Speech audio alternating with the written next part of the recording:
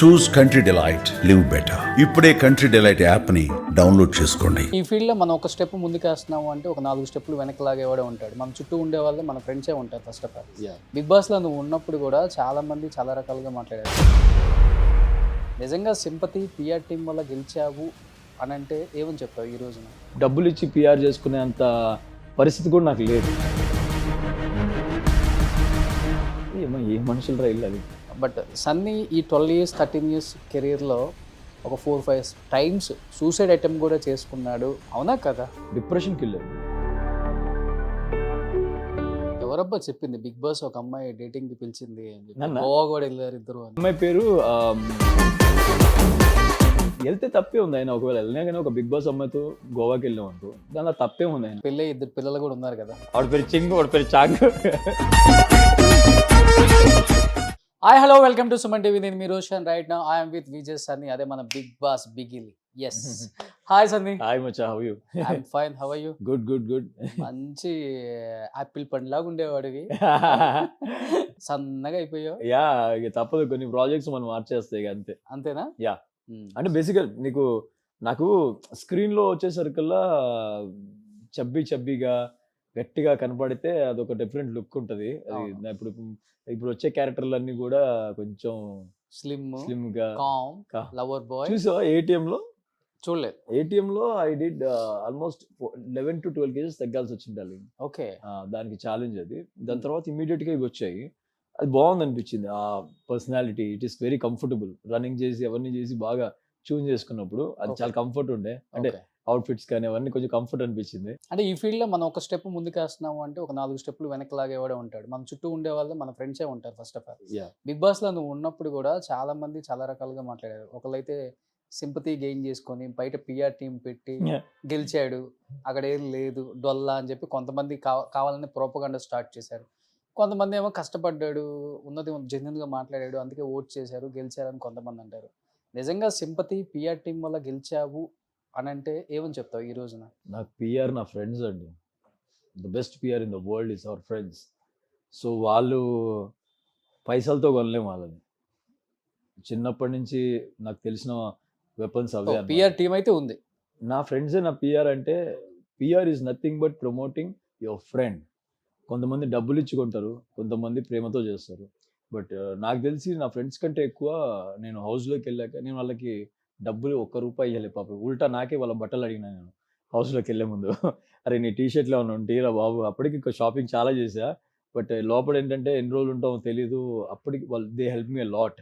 So బయటికి చాలామంది డబ్బులు ఇచ్చి పిఆర్ చేసుకునేంత పరిస్థితి కూడా నాకు లేదు. ఈవెన్ ఇద్దామన్న ఆలోచన ఉన్నా డబ్బులు లేవు అప్పుడు. సో నా దగ్గర ఉన్న ఫ్రెండ్సే నాకు చాలా హెల్ప్ఫుల్గా ఉండే ఆ టైంలో. అండ్ నాకు నిజంగా చెప్పాలంటే నెగిటివిటీ అనేది ఎవరికైనా ఉంటుంది మచ్చా, బరాబర్ ఉంటుంది. నా గురించి మాట్లాడినా నాకు పెద్ద ఫరక్ పడదు. Even if somebody says that నువ్వు నిజంగానే ఇలా చేసినావన్నా నేను యాక్సెప్ట్ చేస్తా. దానివల్ల నాకు వచ్చే నష్టం కూడా ఏం లేదు. కాకపోతే ఫ్రెండ్స్ కంటే ఎక్కువ నన్ను ఇష్టపడ్డ కొంతమంది ఫ్యాన్స్ కానివ్వండి, లేదంటే నన్ను ఇష్టపడ్డ కొంతమంది వ్యక్తులు కానివ్వండి, లైక్ వాళ్ళు ఇవి రివ్యూస్ ఇచ్చేవాళ్ళు, వాళ్ళు ఎవరు నాకు నిజంగా తెలియని వాళ్ళు కూడా నాకు చాలా సపోర్ట్ ఇచ్చారు. వన్ బై వన్ నన్ను ఇష్టపడ్డ ప్రతి ఒక్కరూ నాకు పాజిటివ్గా హెల్ప్ చేసి నా ఫ్రెండ్స్కి చాలా ఈజీ అయింది. అరే మేము ఏం చేయగలము అంటే కొంతమంది నువ్వు అన్నట్టు కొంతమంది నాకు బయటకు వచ్చాక తెలిసింది వాళ్ళు ఇంత డబ్బులు పెట్టారు, అంత డబ్బులు పెట్టారు, ఇలా చేశారంటే మనకు ఆ స్కూల్ తెలియదురా. మనకు తెలిసిందల్లా ఒకటి, వాట్ వీఆర్ అంతే. మనం ఎట్లున్నామో అట్లనే ఉంటే అందరూ ఇష్టపడతారు అన్నది ఒకటే కాన్సెప్ట్. నా రూల్ నెంబర్ 1 నా ఫ్రెండ్స్కి ఒకటే చెప్పేవాడిని బయట లోపలికి వెళ్ళే ముందు. నేను వాళ్ళకి అందరికీ అన్నం తింటున్నప్పుడు ఒక మాట అన్నాను, 100 మంది నాకు ఇది ముందు తెలుసు, 100 మంది ట్రోల్ చేస్తారు, నేను గట్టి వేసుకుంటారు, అన్నీ చేస్తారు, నన్ను అంటారు. దయచేసి ఉల్టా ఒక్క మాట అనకండి. ఒక్క మాట అంటే ఒక్క మాట, కామెంట్కి రిప్లై కాదు ఏమి ఇవ్వకండి. నా సోషల్ మీడియా హ్యాండ్లింగ్స్ అన్నీ నేను ఇచ్చేసి వెళ్ళిపోయా. నా ఫ్రెండ్స్ ఆ ప్రామిస్ని లాస్ట్ వరకు మెయింటైన్ చేశారు. నన్ను కొంతమంది వేరే ఇప్పుడు మీ మీద ఇష్టంతో నన్ను ద్వేషించడం ఉంటుంది కదా, ఆ ద్వేషం మామూలుగా రాలే. ఒక స్టేజ్లో స్టార్టింగ్ 3-4 weeks నా ఫ్రెండ్స్ అందరూ షాక్ అయ్యేవాళ్ళు, ఏ మనుషులు రా ఇల్లు అది. కానీ అక్కడ వాళ్ళకి మాత్రం ఒక మాట గుర్తుంది. సని ఒక మాట చెప్పిపోయాడు, మనం ఉల్టా ఒక్క కౌంటర్ కూడా ఇవ్వద్దు, లెట్ దెమ్ ఫైట్, ఎంతవరకు వస్తారో అనని లాస్ట్కి వచ్చేసరికల్లా నాకు అనిపించింది, నా ఫ్రెండ్స్కి అనిపించింది ఏంటంటే వాళ్ళు రిలాక్స్గా ఉన్నారంట.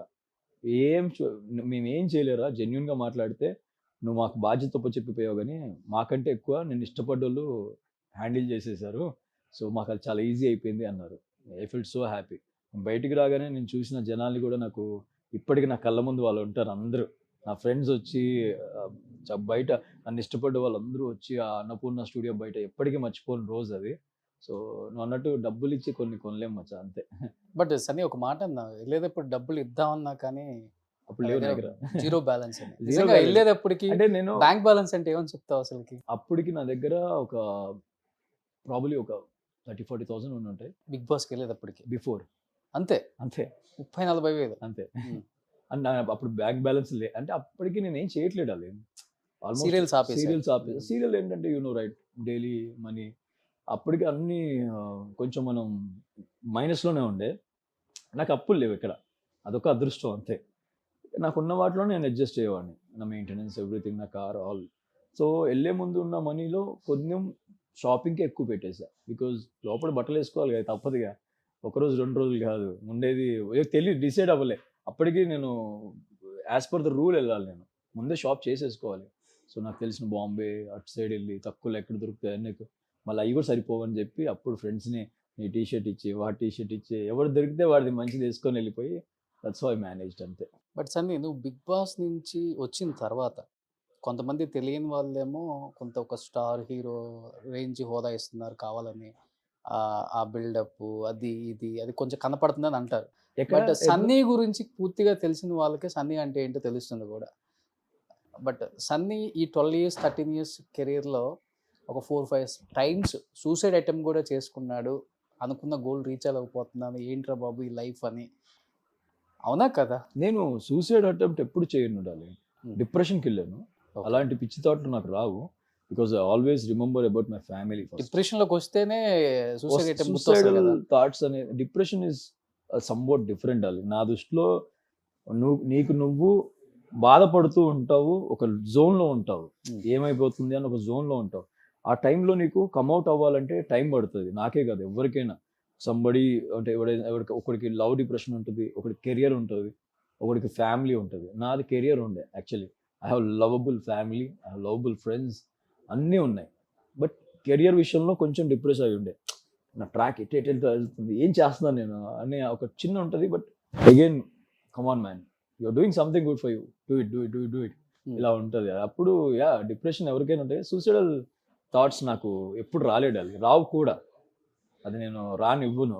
లైఫ్ ఇస్ ఒక్కసారి వచ్చే లైఫ్ని ఆయన ఎప్పుడు తీసుకుపోతే అప్పటిదాకా వెయిట్ చేయాలి, అంతేగాని మనంతటా మనం పనిష్ చేసుకోకూడదు అనేది నా ఇది. బట్ ఉంటాయి ఎవరికైనా ఒక పీక్ స్టేజ్కి వెళ్ళిన తర్వాత you can't listen to you, అంతే.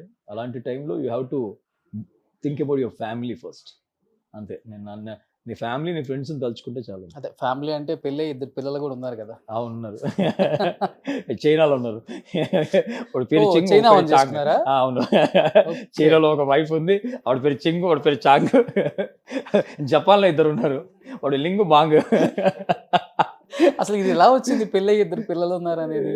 ఏమడాలి, నాకేడ అవ్వాల్సిన కార్యక్రమాలు ఏమి అవ్వక పెళ్ళి ఆడైంది, ఇంకా లేదు, పెళ్ళికి లేదు, సీన్ లేదు మనకి. కొన్ని లవ్ ఉందా? లవ్ ఉండేది ఒక అప్పుడు చిన్నప్పుడు. ఓకే, అది కూడా love Anu, it's just attraction అంట, ఒక ఏజ్ అట్రాక్షన్ అంటారు కదా, అది ఉండే.